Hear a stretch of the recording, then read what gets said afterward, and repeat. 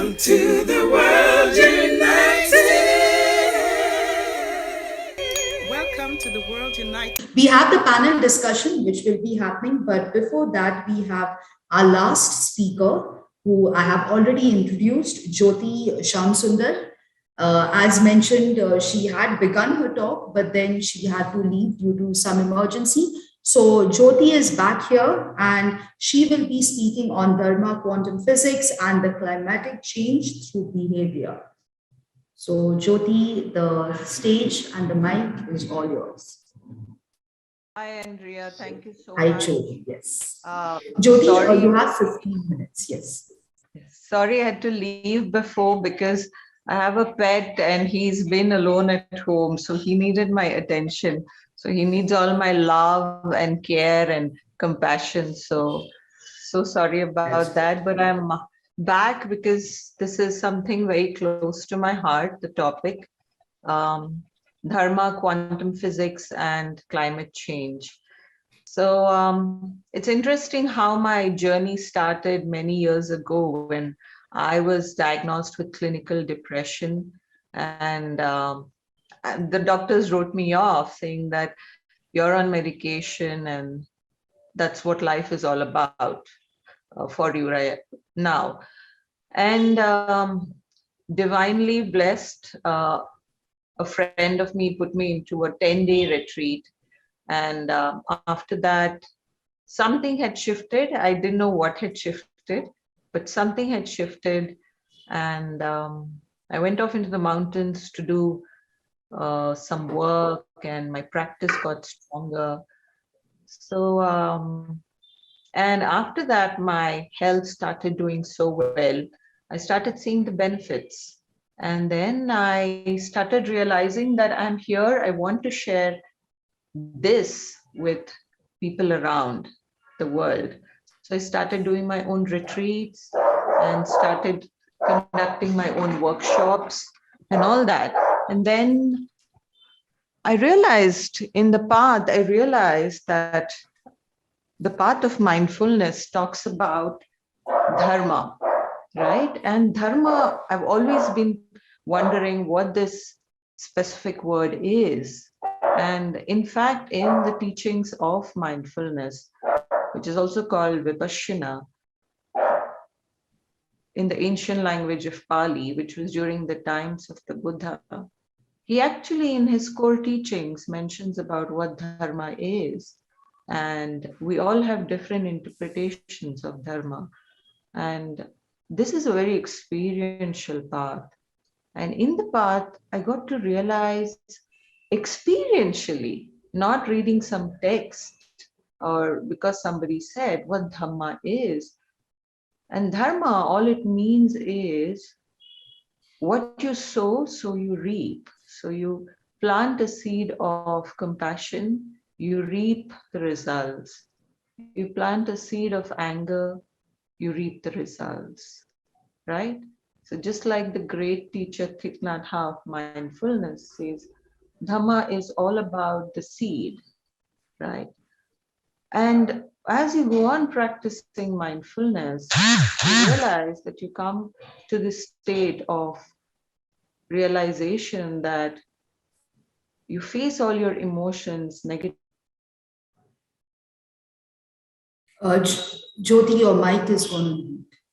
You kind of heal yourself and you realize that you reach a state where you realize that, oh, this is what I was suffering. And that's why I face these kind of results.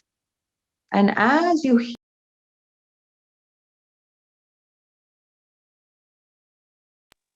and that is what you see around you, right? You see people who used to trouble you, irritate you, but you see them in the lens, through the lens of compassion, right? So things change. It's like beauty lies in the eyes of the beholder, right?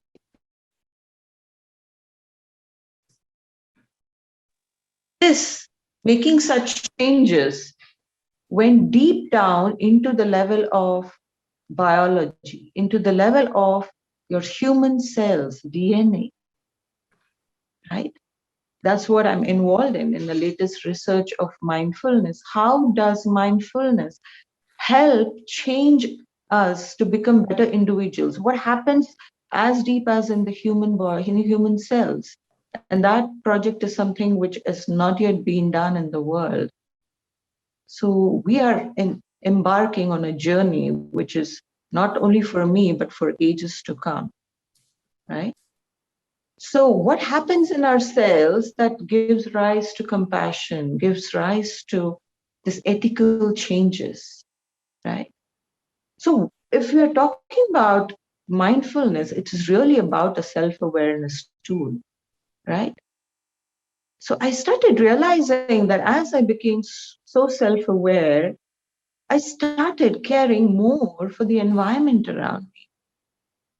So now I see people saying, oh, yes, climate change, we need to do something. And that's it, that is where it ends. Why aren't most of us able to go deeply and act, produce a conscious action? It's because we have not looked deep within ourselves. As our habitual reactions change, we develop healthy behavior, patterns of behavior, we will definitely develop a connection with Mother Earth, with climate change. Today, I can't believe the way I connect with Mother Earth, the way I feel for climate change. I feel the hurt, I feel the sorrow of Mother Nature. And that propels me to act consciously, even if it's in little ways, like maybe segregating your wet and dry waste, letting people around you know. But that doesn't come only from the level of thought or intellect.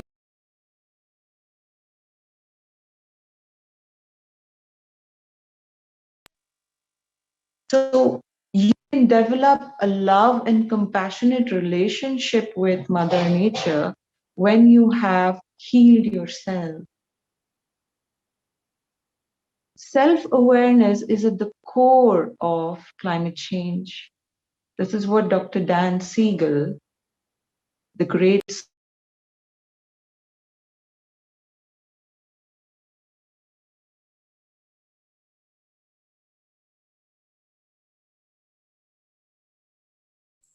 Jyoti, you have muted yourself. savior. Can you hear me? Can you hear me? Yeah. So Dr. Dan Siegel said, human behavior is at the core of climate change. If we need, as a collective, as humanity, we need to come together to act. We have to heal ourselves. We have to look inside, and that's the way outside, right? Look at the clear connection. So Dharma is what you sow, so you reap. So you heal yourself, you look at your habitual reactions, you start healing from the inside, you automatically will start developing a beautiful relationship with the environment around you, right? And that action is deep from deep inside. I have realized that's a very powerful realization. I have realized that I can contribute. That is an experiential realization. And how does quantum physics come into all this? You know, David Bohm, the great physicist, the great scientist, realized, actually many physicists have been influenced by our tradition, but David Bohm beautifully says that I'm not a meditator, I'm not a mindfulness practitioner, but just reflecting on my own being, I have realized that everything in the universe is connected through energy. That's what quantum physics says. Everything is waves, particles, right? And your body, your inner self, is also waves and particles. You realize that through the practice of mindfulness. And Quantum physics has its own laws, laws of nature, and Dharma is nothing but law of nature. What you give, you get back. You give to Mother Earth, you get back. You give consciously, you get back. So I feel there is a beautiful connection and there is a strong connection between Dhamma, quantum physics, Dharma, as you may call it in Sanskrit, Dharma, quantum physics, and climate change. So if we have to make any conscious contribution to climate change, I feel self-awareness is at the core. If I am not going to realize at the deepest level of my being that climate is important, whatever action I'm going to take is going to be not wholehearted, right? So that is what I truly believe in, and that is the kind of change, realization, mindfulness can bring about, right? So this is what I would like to say and end my talk here. I hope I could contribute in some way. And thank you so much for your patience, for being with me. And thank you, Andrea, for making this happen at last. Thank you. All of you be blessed. Thank you so much. Thank you so much, Jyothi. And especially when you said self-awareness is at the is at the core of climatic change. Very inspirational indeed, and it gives us a lot to think about actually. But yes, so true. Thank you so much. Jyoti, as a memento of our appreciation, you will be given a certificate for being a speaker here. And thank you so much once again for being a speaker on this platform. So we have three speakers here, and since we are running short of time, I'll directly dive into the discussion session. You all can all turn on your mics. So the first question that I have for everyone here actually is the topic today is environment and spirituality. Now, many of the speakers here have spoken about how India has such a rich rich connection and rich tradition when it comes to the environment. We have sacred groves, we have so many other things. We have our aborigines who have been there living with the environment for countless centuries actually. But sadly today what we lack is the basic understanding of preserving the environment. Like yesterday, I was traveling from Goa to Bangalore, and I saw two different instances. People just throw their cups out of their vehicles without giving a clue or giving a thought to where that cup, those plastic things are falling. So, what I would like to ask you all is, in spite of India having such a strong, deep, meaningful relationship with the environment, why do we see that in the India today, our environment is disregarded to such blatant levels, be it mining, be it personally people just flinging plastic outside of their windows and anything? Why do we have this change? And us here as people talking about spirituality, can we change this concept in India? Anyone, it's open to all three of you.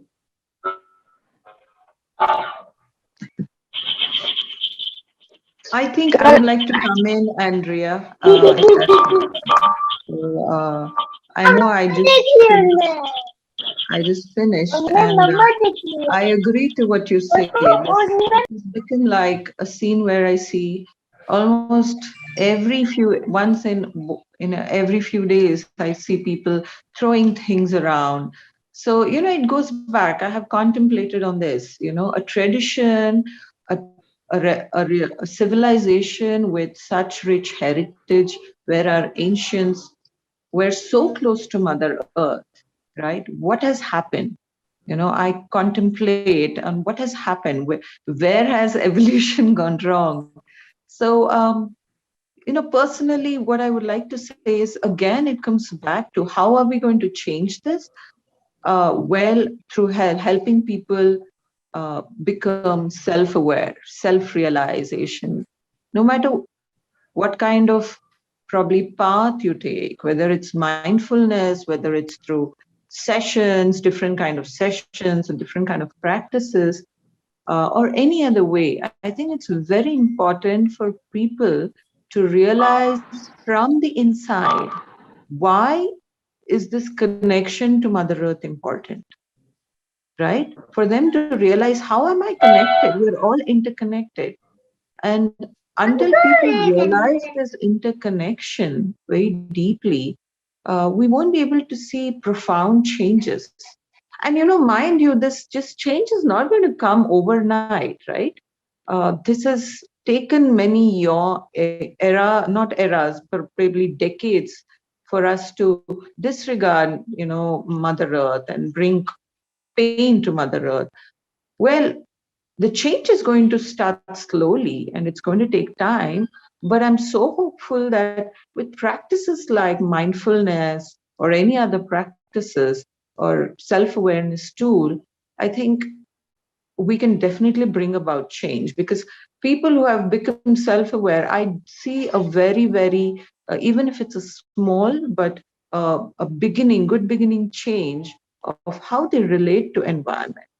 Maybe even if it's a cutting of a small tree, a neighbor who was all ready to cut a tree 2-3 years ago now is reluctant because they have, it's in my own neighborhood. They have realized how valuable it is to have a tree which provides so much, right?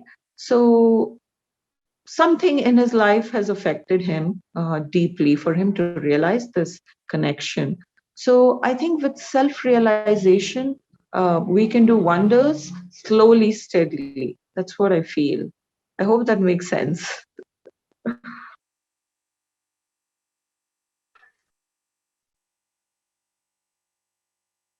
Andrea, you're muted. Yes, yes. Mr. Reddy, thanks, Poonam. Mr. Reddy has dropped off. I hope he joins us again. But Poonam, in the meantime, would you like to add something more to this? Jyothi has said it all. Like, what we need is mindfulness, and that will bring in the change. Because I hear people saying that, what can my action do? It's such a large global scale issue. So my only thing is that we have created these global issues because individual actions have created this total effect there, and therefore this will also, if we all are together in it, we can at least we can get it back. I'm so sorry, my son is really troubling me. It's okay, it's okay. It's No okay, Poonam. I problem. have my dog who is troubling me, so he's like looking for attention. So it's your son in your case. Yeah. Okay. So, but Okay. yes, if we all can come together, if everyone can be mindful and aware and do their bit, then I think the change will come. Because if we have reached to this space, we can also create a difference. That's all from my side. Thank you, Poonam. Thank you. Another question that I have is, can spirituality reverse climate change? Yes, it can definitely. Definitely. That is the only answer. Only spirituality can reverse this change. This is what my Okay. belief is. How? If Uh, See, as I said, if we become self aware, then the connection between this environment with nature will improve. We will realize that we are part of the system. And if we own it up, we will not harm it. That's the simple relation. If we have it, if it is we clean our house. We don't like to throw things in our house here there. So if we can own it up, if we can, and this thing cannot be said. We can't just say that we are part of the system, we are environment, we are the environment. No, we have to realize, and that realization can come only through spirituality. Otherwise, it's only verbal, it's only thoughts, and it's only in the books. So to ingrain it, to actually own it up, spirituality is the key. This is the only key. thank you, Thank Poonam. you. Jyoti, would you like to add something to this? This time I have to say Poonam has said it. I think it is about, there is no other way, Andrea. The way is only within, right? If we don't look at our habit patterns, I have to tell you this. A few years ago, I have a couple of friends who are environmental activists, animal activists. This made me wonder that there was so much anger in her that they were, cutting down trees, they were doing this to nature, that. And over a point, she couldn't actually continue as an activist because she fell sick. And she realized that because of all this anger, you know, uh, uh, annoyance, she fell sick and she couldn't continue. And this actually brought a very important question into my mind, that if you have not dealt with the anger inside of you, okay, so much, how are you going to help other people realize, truly realize, that we are connected to nature? Yes, important to become angry, but if your anger goes so deep that you hurt yourself, you are no way going to help nature, because you are connected to nature. So I feel this is where spirituality comes, that you heal the climate by healing yourself. We need to understand this. With a lot of anger, with a lot of annoyance, with a lot of stress, we can't help climate change. People find it very radical, sometimes. This is what even science is saying. Dr. Dan Siegel in Garrison Institute in the US, top of the world's philosophers, scientists, educationists, environmentalists came and he challenged that whatever he's going to talk, that whatever he would talk that day, anybody would challenge him, right? He was ready to debate. And he gave such a mind-boggling evidence that how we are connected through our brain, through our nervous system, to climate, to the entire climate, was I would amazing. It left everybody spellbound. Some probably even angry because, some philosophers didn't like what he said, but there was the evidence. And it had taken decades for him to do that research. And he said, if you are not going to heal yourself through any modality, right, through mindfulness, yoga, or some self-reflection practice, where is this true change towards climate coming from? How are you going to even true, tell your children what is true, truly working for climate, right? true. That means compassion. Let's start with compassion for the pets we have, right? For the human beings around us, right? True. Jyoti, and in continuation to that, so now you all said that yes, spirituality can reverse climatic change, grassroots level. If we want people to implement two practices that would directly help, I mean, that would directly help with their spirituality, and then, of course, it would help with climatic change. What are those two practices that you all would recommend for a Well, for person? Or what are the top two? I would say, what are the top two practices according to you personally that you would recommend? mindfulness and compassion, Andrea. Makes That's sense. what Makes I've been perfect on sense. for life. So it's a self-realization, and Hmm. that's how I have come to connect with climate. So any day, the practice of mindfulness and compassion, self-compassion, actually, start loving Hmm. yourself, and the love towards others and the environment starts working, starts showing up. So these are the top two practices, I would say. And Poonam, what about you?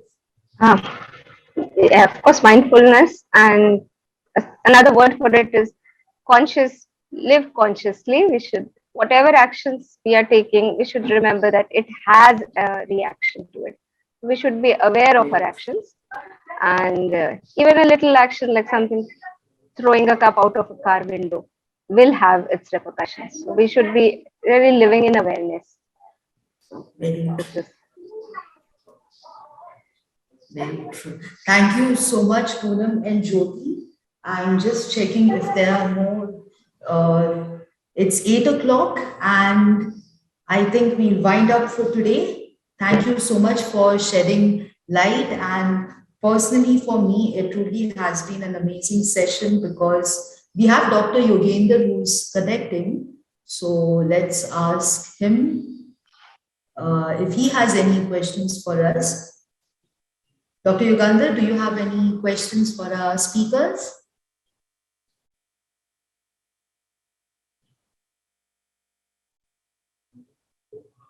Just give me 1 second. Let's just try to connect with him.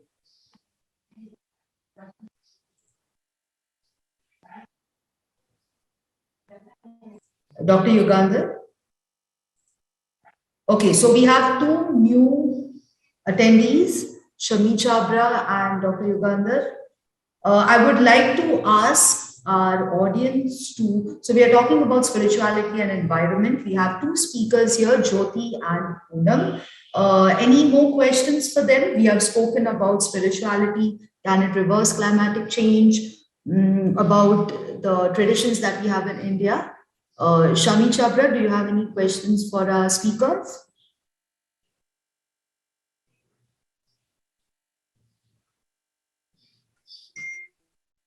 Dr. Yugandhar, any questions for our speakers? I have just joined, ma'am. I've just joined. Okay. So yes, so Shami, we are basically talking about spirituality and the environment. And two speakers gave us talks about how it can actually reverse the environmental issues that we have right now, because the main issue would be consciousness. We consciously practice our lives, that itself would influence the environment around us.